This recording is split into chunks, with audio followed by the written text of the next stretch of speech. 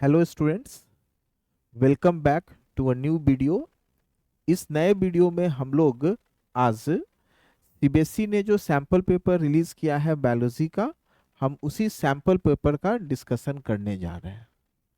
अगर हम इस सैम्पल पेपर के बारे में देखें तो जैसा कि हम लोग अवेयर हैं कि डेफिनेटली यहाँ पर ये 70 मार्क्स का क्वेश्चन होगा और जो टाइम ड्यूरेशन है दैट इज 3 आवर्स। तो that is fixed as usual for every year. अब हम लोग इसमें अगर इस क्वेश्चन पर आते हैं,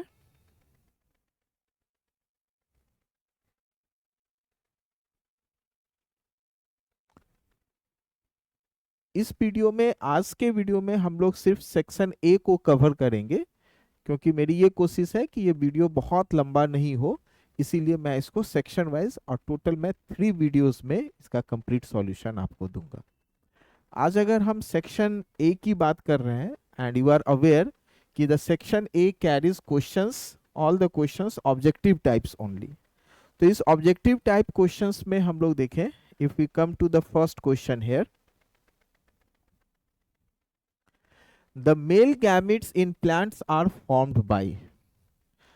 इस क्वेश्चन को अगर हम देख रहे हैं तो सबसे पहले राउंड में ही लग रहा है कि मेल गैमेट का फॉर्मेशन है, तो क्या ये मियोसिस से रिलेटेड होगा। इसके लिए हमें इस क्वेश्चन के वर्ड पे ईच एंड एवरी वर्ड को हमें केयरफुली समझना चाहिए।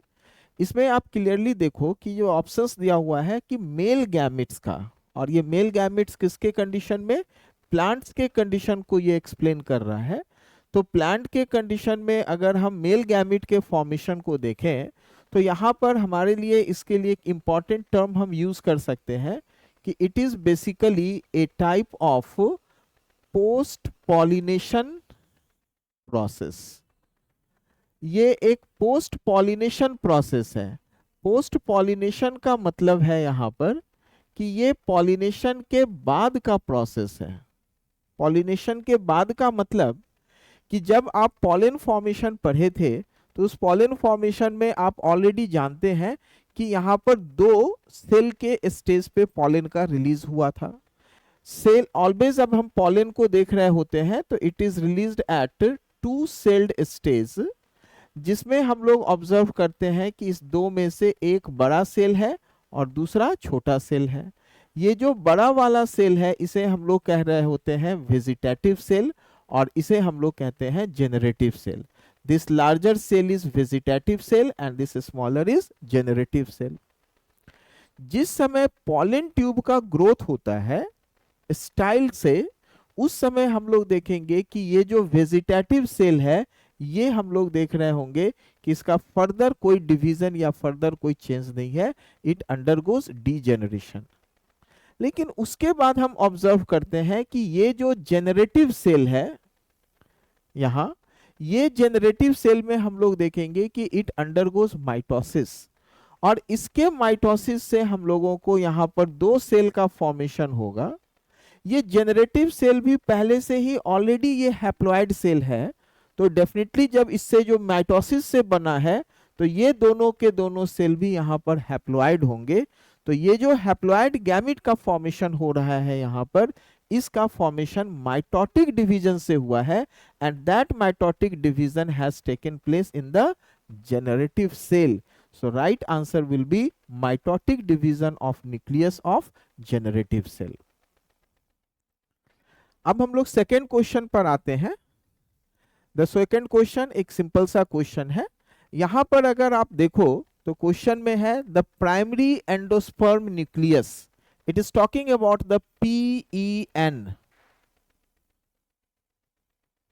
इस प्राइमरी एंडोस्पर्म न्यूक्लियस में हम लोग अगर देखें तो इसका फॉर्मेशन के होने पर it is found to be triploid.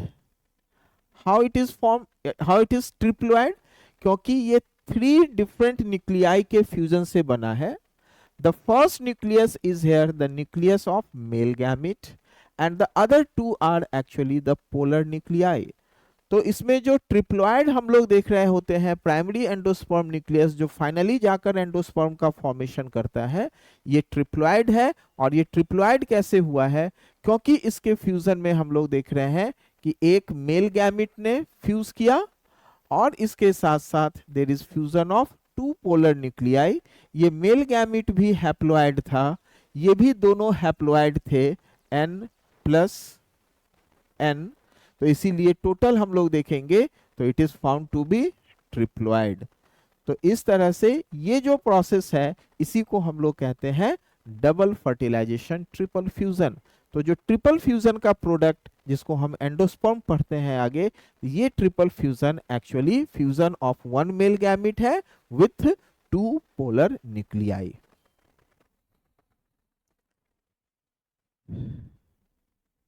अब इस क्वेश्चन को हम लोग देखें तो ये क्वेश्चन में बहुत ही सिंपल सा क्वेश्चन है और इसके अंदर इस क्वेश्चन ने खुद ही अपना आंसर भी कर दिया है।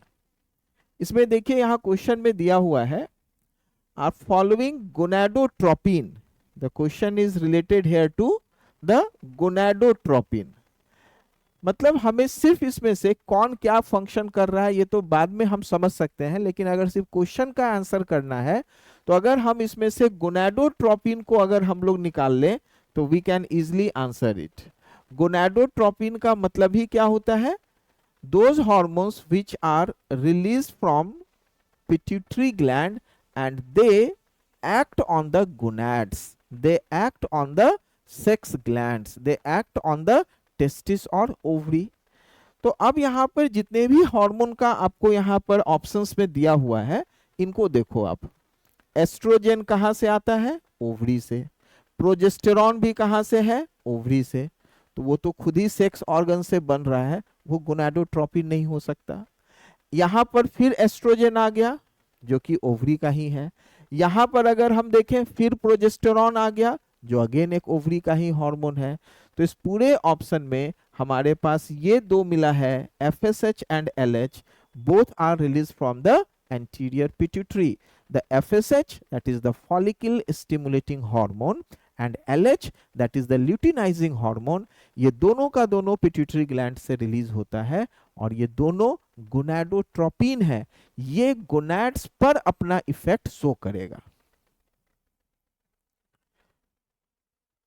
अब हम आते हैं क्वेश्चन नंबर 4।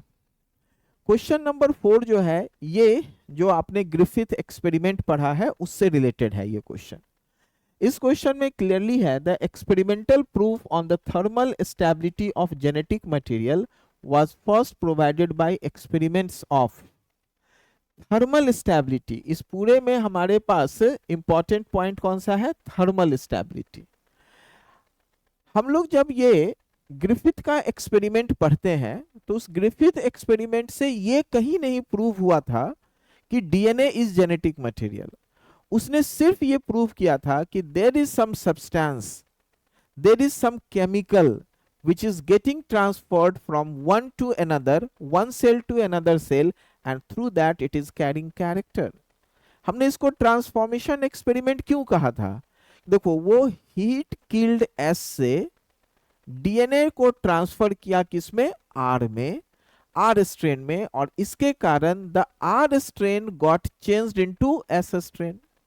तो ये जो पूरा जो प्रोसेस है, इस पूरे प्रोसेस में हम लोग एक इंपॉर्टेंट देखते हैं कि इसको करने के लिए the whole process is done at high temperature and there is use of DNase also for confirmation. तो यहाँ अगर थर्मल स्टेबिलिटी की बात कर रहे हैं तो definitely this phenomena is related to the Griffith experiment जो ट्रांसफॉर्मेशन एक्सपेरिमेंट था। अब हम लोग आते हैं नेक्स्ट क्वेश्चन पे। Short stretches of DNA used to identify complementary sequences in a sample are called। ये जो क्वेश्चन है ये आप डिफरेंट लेवल्स ऑफ प्रोसेसेस में देख सकते हैं। मान लो कि कहीं पर आपको एक हाइब्रिड डीएनए तैयार करना है तो आप पहले एक सिंगल स्ट्रैंडेड डीएनए ले रहे हैं डीनेचुरेशन करके, फिर आप उसमें एक हेवी आइसोटोप वाला N15 वाले को ऐड कर रहे हैं तो आपको हाइब्रिड डीएनए मिलेगा।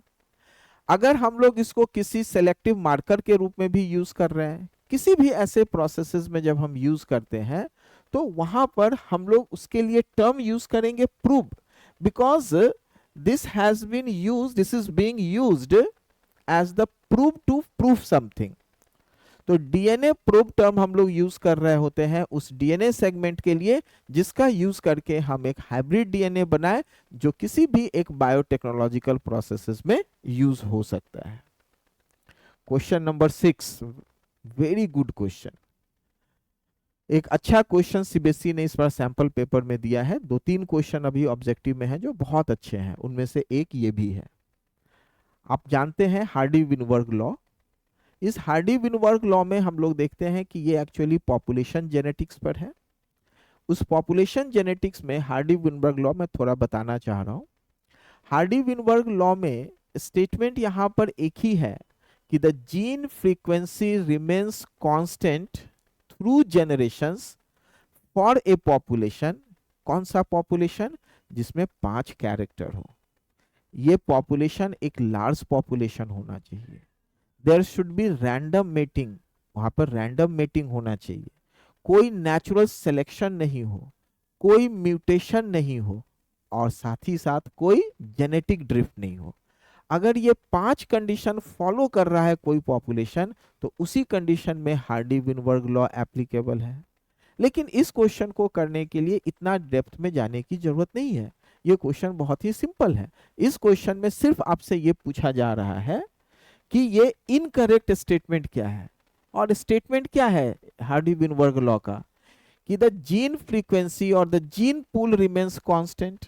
लेकिन यहां पर अगर आप देखो तो सी ऑप्शन में लिखा हुआ है कि फिनोटाइप फ्रीक्वेंसी, सी ऑप्शन में लिखा है phenotype frequency in a population are stable and are constant from generation to generation. No, gene frequency remains constant, but the phenotypic frequency does not remain constant. So it is the incorrect or the wrong statement out of these 4 statements here. Next जो question number 7 है, ये question भी एक अच्छा सा tricky है। कभी कभी स्टूडेंट्स इसमें कंफ्यूज हो जाते हैं, लेकिन मोस्ट ऑफ द केसेस में कंफ्यूज होना भी नहीं है और ऐसा कंफ्यूजन होना नहीं चाहिए। मैं इसको बता रहा हूं। Albinism is known to be due to an autosomal recessive mutation, और ये सभी कंडीशन है जिसमें लिखा हुआ है कि जो पेरेंट्स थे उसमें नॉर्मल स्किन है और उसका जो चाइल्ड है एक, वो बना है एल्बिनो। इसका मतलब है कि जो पेरेंट्स थे those are capital A small ए,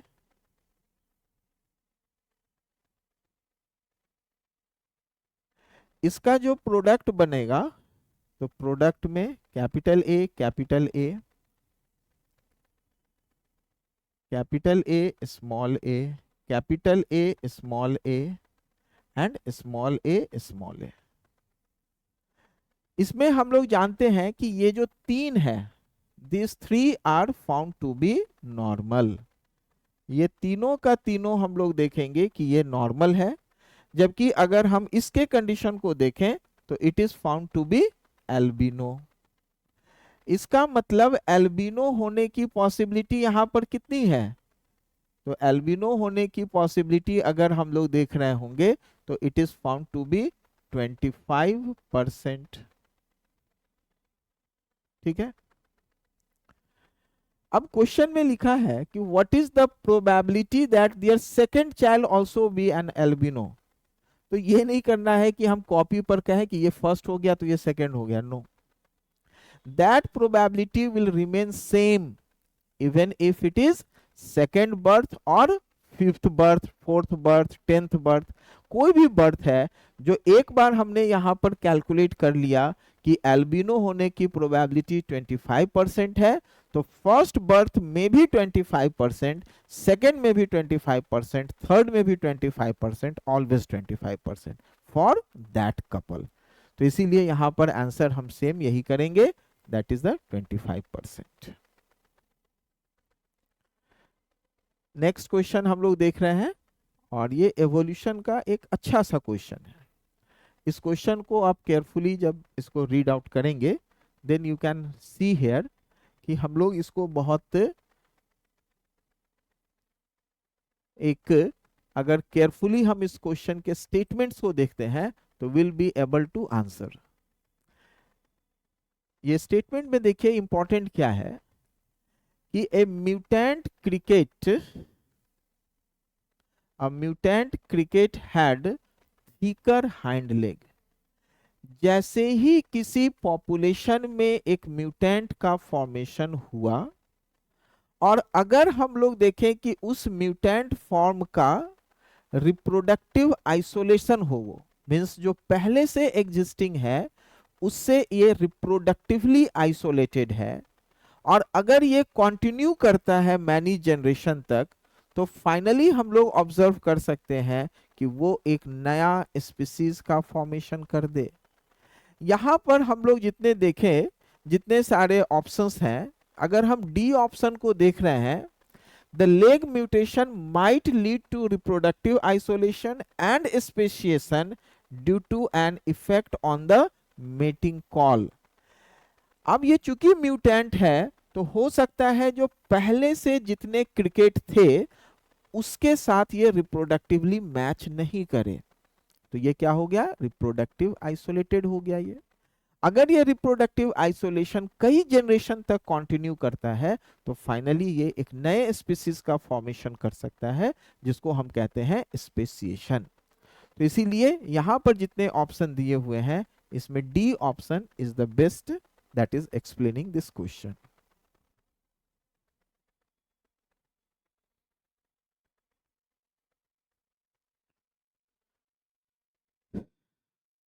देखिए, अब हम लोग देख रहे हैं ये प्लाज्मोडियम, जो मलेरियल पैरासाइट है, प्लाज्मोडियम वाइवेक्स, इसके लाइफ साइकिल से ये क्वेश्चन रिलेट कर रहा है। तो हम लोग जानते हैं कि यहाँ पर जो इन्फेक्टिव स्टेज है, that is called as sporozoite.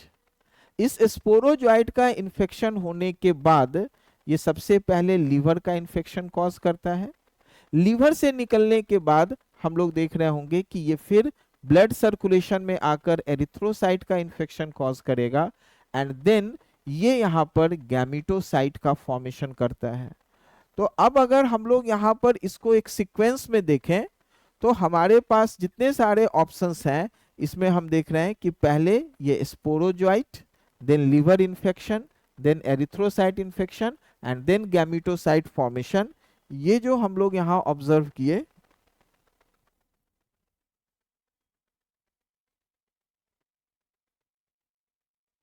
ठीक है। So D option can be the correct one.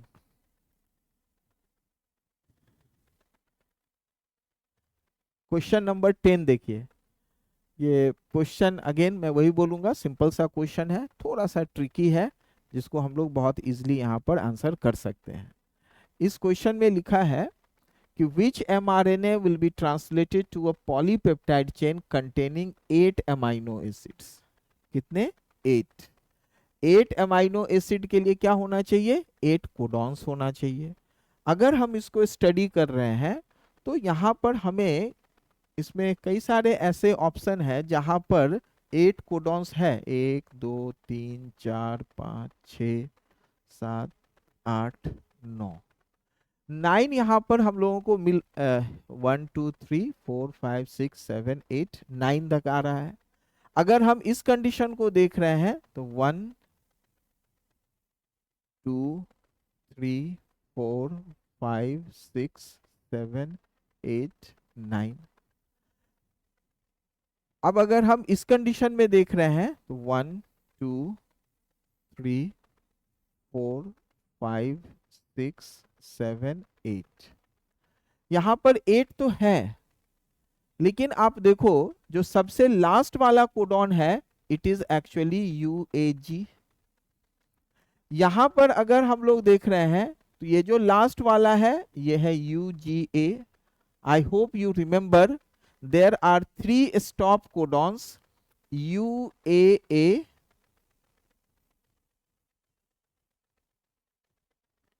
UAG and UGA। ये 3 हम लोग देख रहे होते हैं कि यहाँ पर स्टॉप कोडॉन है। तो इस कंडीशन में अगर हम लोग स्टडी करें, तो यहाँ पर 8 तो था, लेकिन लास्ट क्या हो गया? ये नहीं है, यानी कि ये सिर्फ 7 ही बचा। यहाँ पर ऑलरेडी 9 था, ये -1 होकर हो गया 7। ठीक है। अब अगर हम लोग इस कंडीशन में देखें यहां पर, तो इस केस में 1 2 3 4 5 6 7 8 ये तो बनाएगा नहीं, तो जो बचा हुआ है दैट इज एक्चुअली द 8। इसी तरह से अगर हम यहाँ पे डी ऑप्शन को भी एक बार वेरीफाई कर लें, तो इस केस में हम लोग देख रहे हैं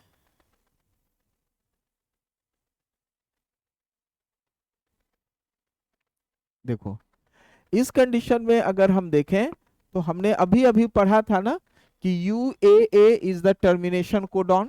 यहां पर हम लोगों को UAA मिल रहा है, इसलिए ये प्रोसेस यहीं पर टर्मिनेट हो जाएगा। यहां पर हम लोग देख रहे हैं 7 का फॉर्मेशन हो रहा है, इसमें 9 का फॉर्मेशन हुआ है, 9 में से एक माइनस कर दे रहे हैं, तो 8 अमाइनो एसिड का अगर हम ज्वाइनिंग देखें that is possible only in the second option.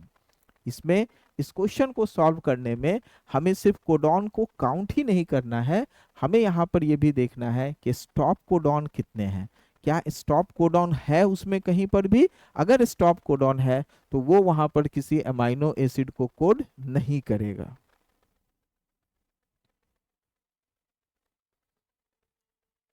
Question number 11 देखते हैं। इस क्वेश्चन नंबर 11 में आप देखो यहां ये पूछा जा रहा है कि इस जेनेटिक मटेरियल ऑफ बैक्टीरियम को आइसोलेट करने के लिए हमें कौन कौन सा एंजाइम चाहिए। हम जब इसको स्टडी करते हैं बायोटेक्नोलॉजी में, जब जेनेटिक इंजीनियरिंग में हम जीन और DNA आइसोलेशन की बात करते हैं, तो मेनली हमारे पास सोर्सेस क्या हो सकते हैं, animal cell, plant cell, fungal cell and bacterial cell. इन चारों तरह के सेल को ब्रेक करने के लिए हमारे पास स्पेशल टाइप ऑफ एंजाइम्स है। हम लोग क्या जानते हैं क्या क्या एंजाइम है। अगर ये प्रोटीएज है तो it will break the animal cell. अगर ये सेलुलेज है तो it will break the plant cell. अगर ये काइटिनेज है तो it will break the fungal cell.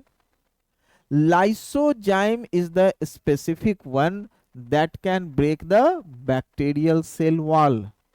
तो अगर हमें आगे के ऑप्शन को हम केयर नहीं भी करें, सबसे पहले सिर्फ हम इस लाइसोजाइम से आंसर कर पाएंगे कि लाइसोजाइम का तो यूज ही हम तब करते हैं जब हमें बैक्टीरियल सेल से आइसोलेट करना हो DNA, क्योंकि बैक्टीरियल सेल के ब्रेकिंग के लिए लाइसोजाइम की जरूरत है, प्लांट सेल के लिए सेलुलेज, फंगल सेल के लिए काइटिनेज, एनिमल सेल के लिए प्रोटीएज।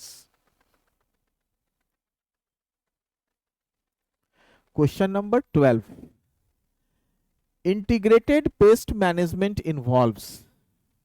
ये क्वेश्चन एक कंप्लीट पेस्ट कंट्रोल से है कि एग्रीकल्चरल प्रैक्टिसेस में हम लोग देखते हैं कि IPM integrated pest management that is a very important and crucial step, और इसमें सबसे ज्यादा इंपॉर्टेंस होता है इंसेक्ट्स को कंट्रोल करना।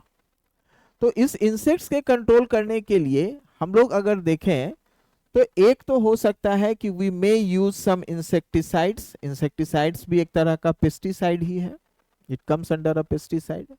और सेकेंड हम लोग देख सकते हैं कि there may be use of some bio control agent. You must have studied about Bacillus thuringiensis. तो उस केस में अगर हम उस बैक्टीरिया का यूज कर रहे हैं तो that bacteria has natural insecticidal property to kill certain type of insects like the bollworm. तो इस तरह से अगर हम इस प्रोसेस में देखें तो ये जो दो ऑप्शन है ये इंटीग्रेटेड पेस्ट मैनेजमेंट से है। Engaging in organic farming, organic farming term बहुत स्पेसिफिक है, हम तब यूज करते हैं if the farming process has not involved any chemical free farming. लेकिन अगर हम पेस्ट का कंट्रोल, इंसेक्ट का कंट्रोल कर रहे हैं तो उसमें ये इंसेक्टिसाइड्स का यूज हो सकता है। So first and second, this one is the right answer. देखिए नेक्स्ट जो हमारे पास 4 क्वेश्चन होंगे ये सारे के सारे असर्शन रीजन टाइप क्वेश्चन है, और जनरली हम सभी समझते हैं कि असर्शन रीजन टाइप क्वेश्चंस में कंफ्यूजन की पॉसिबिलिटी ज्यादा होती है। तो मैंने पहले भी कई वीडियोस में आपको बताया है कि असर्शन रीजन के क्वेश्चन में हम कंफ्यूजन को कैसे अवॉइड कर सकते हैं। यहाँ पर हम लोग देखते हैं क्वेश्चन वाइज। इस केस में देखो, the ability of the pistil to recognize the pollen is the result of continuous dialogue between pollen and pistil. Dialogue का यहां मतलब क्या हुआ कि यहां पॉलन के बीच में और पिस्टिल के बीच में, इन दोनों के बीच में कुछ ना कुछ तरह के इंटरेक्शंस हैं। That interaction is in terms of some structure, that may be in terms of some chemical. लेकिन इसका जो सेकेंड ऑप्शन लिखा है उसमें देखो, उसको कर दिया कि इट इज इलेक्ट्रिकल सिग्नल। उनके बीच डायलॉग है, कम्युनिकेशन है, बट ये कम्युनिकेशन इलेक्ट्रिकल प्रोसेस थोड़ी ही है, it is chemical process. Certain type of chemicals के थ्रू हम लोग ये कम्युनिकेट कर सकता है, लेकिन इसमें इलेक्ट्रिकल नहीं हो सकता। इसीलिए इस क्वेश्चन में हम ये कह सकते हैं कि assertion is true but reason is false. Next देखिए, some organisms are better adapted to survive in an otherwise hostile environment। हो सकता है एक एनवायरनमेंट किसी के लिए हॉस्टाइल है, कोई दूसरा वहां पर एडेप्टेड हो सकता है सरवाइव करने के लिए। Adaptive ability is inherited and has a genetic basis. ये जो एडेप्टिबिलिटी है, ये मैनी केसेस में हम ऐसा ऑब्जर्व कर सकते हैं कि this adaptation is due to certain genetic factor present in that organism.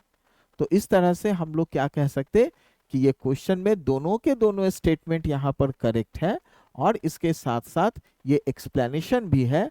सो ए हम लोग इसका आंसर कर सकते हैं। नेक्स्ट देखो, एक्सेस डोज ऑफ कोक और crack produces a sense of euphoria, increased energy and causes hallucination. These are the effects. अगर हम कोक के इफेक्ट को देखें तो यहां पर यही सारे उसके कॉमन इफेक्ट हैं।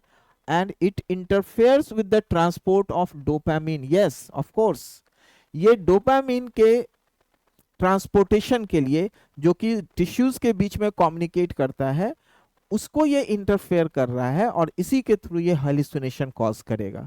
इसीलिए हम लोग कह सकते हैं the answer is A, both statements are correct and it is also explaining it. Now we come to the last question of section A, and that is Roji was the first transgenic cow to make more nutritionally balanced milk for consumption by human babies। Yes, it is a correct statement। रोजी ही सबसे पहले transgenic cow थी, और इसके लिए इसके production में एक ह्यूमन जीन का यूज किया गया था। That human gene is the human beta lactalbumin. तो ये यहाँ पर जो लिखा है, जीन का नाम तो करेक्ट दिया है, लेकिन आप ये देखो कि इसके इफेक्ट में क्या डाला है, कि ये जीन के लिए लिख रहा है made the milk rich in protein. ये रॉन्ग हो गया। क्यों? बीटा लैक्ट एल्बुमिन का यूज इसलिए नहीं किया गया था कि वो ज्यादा प्रोटीन बनाए, इसका यूज इसलिए किया गया था कि ये जो प्रोटीन काउ में बन रहा है, milk protein, that should be identical to the human milk. तो बेबीज को सेफली फीड करने के लिए अगर हम लोग एक ऐसे काउ का प्रोडक्शन करें जिसमें जीन ह्यूमन का है बट मिल्क का प्रोडक्शन काउ में हो रहा है, तो it will have minimum allergic effect, allergic response shown by the baby. इसीलिए ये मिल्क सेफ होता है, लेकिन ये नहीं रीजन है कि रिच इन प्रोटीन। हम ये कहेंगे कि more identical to the human. So that is the reason I am saying the assertion is true but the reason is false. इस तरह से हमने इस वीडियो में सेक्शन ए के क्वेश्चंस को सॉल्व किया है। सेक्शन बी एंड सी हम लोग ये सेकंड वीडियो में कर रहे होंगे। Thank you students, thank you very much.